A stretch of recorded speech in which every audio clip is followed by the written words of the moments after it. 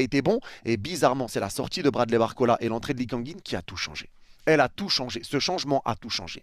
Offensivement, dans les combinaisons, Fabian Ruiz, le pressing, les récupérations, le jeu vers l'avant. Mais le problème, c'est que tu te fais encore une fois des frayeurs un peu tout seul. Même sur cette deuxième mi-temps, tu prends le 2-1, tu reviens à égalité 2-2 grâce à Vitinha, tu reprends l'avantage 3-2, tu mets le 4-2, tu te dis c'est bon, tu respires, mais finalement tu prends le 4-3, donc tu n'es pas totalement serein. Tu remets le 5-3, mais derrière tu prends un carton rouge bête avec Lucas Hernandez.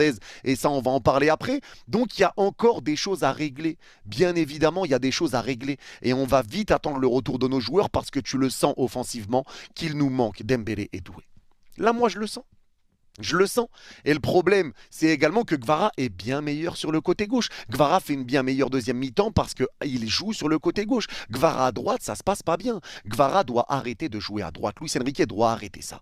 Kvara, c'est à gauche. Kvara doit jouer à gauche. Et s'il y en a un qui doit sortir, c'est Bradley Barcola pour faire entrer Lee Kang-in. Parce que à droite, ni Kvara, ni Bradley n'a le niveau de Lee Kang-in cette saison. À un moment donné, il faut le dire. Et il faut dire la vérité. Lee Kang-in, l'apport qu'il a au Paris Saint-Germain cette saison, c'est lui qui fait le centre pour l'égalisation contre Nice avec la déviation de la tête de Kvara. C'est lui qui fait le corner pour le but contre Lyon pour amener la victoire. C'est lui qui met le but contre Tottenham quand on est mené 2-0 pour revenir à 2-1. C'est lui et c'est encore lui. À droite, Lee Kang-in te fait du bien. Et il n'y a pas de joueurs sur le côté, en l'absence de Doué et Dembélé, qui te font plus de bien qu'un Lee Kang-in. Lee Kang-in doit jouer à droite et Kvara et Barcola doivent se battre pour une place à gauche.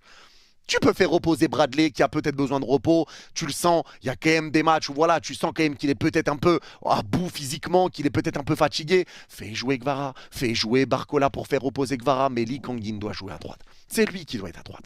C'est une réalité, Lee Kang-in mérite des titulaires et ça m'a surpris de ne pas voir Lee Kang-in titulaire aujourd'hui. Je pensais qu'il allait l'être, mais c'est un choix d'Enrique. Mais quand Lee Kang-in est rentré, ça a tout changé également. Devant, Lee Kang-in te fait une très bonne entrée. Kvara qui repasse à gauche, ça a été bien mieux derrière. Et c'est beaucoup plus cohérent. Le pressing, bon pressing de Lucas Hernandez pour récupérer le ballon après le deuxième but. Le pressing de Lucas Hernandez, il reprend la balle et Neves. Là, par contre, il faut qu'on parle de Neves. Parce que le but qu'on met sur le troisième but, c'est le troisième, pas le deuxième.